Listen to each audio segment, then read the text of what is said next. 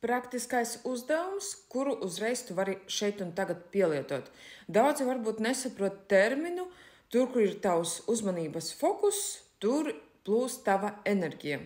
Uzreiz šeit un tagad piemērs būs. Tev šobrīd ar savām acīm jāskatās uz lietām, priekšmetiem, tur, kur tu atrodies. Ja atrodies restorānā, tad skaties restorānā, kādi ir šie priekšmeti zaļā krāsā. Ja tu atrodies mājās, tad skaties un pēti, kur ir šie tātad priekšmeti, kādi ir šie priekšmeti zaļā krāsā, un centies viņus atcerēties. Ja arī tu esi kādā citā vietā, arī centies atcerēties šos zaļos priekšmetus. Tagad aizver acis. Aizvēri acis patiešām. Tagad nosauc priekšmetus, kuri bija dzeltenā krāsā. Hopā, prātam ir erors. Kāpēc?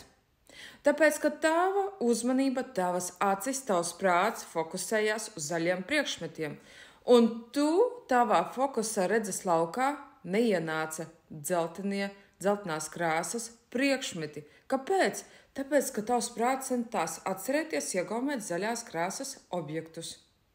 Un tamdēļ, tāpat arī domas spēks, pielikšanās likums, tu piesaisti tikai to, uz ko tu fokusējies. Ja tu visu laiku fokusējies uz pozitīvām lietām, tu lepojies par sevi, tu lepojies ar saviem panākumiem, īpašībām, prasmēm, iemaņām, un šeit tev vairs nav vietas un laika, lai sevi kritizētu, lai pievērstu uzmanību uz kaut kādām negatīvām lietām.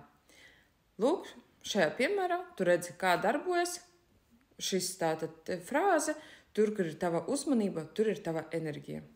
Pielieto, ņem un lieto savā dzīvē šo likumu.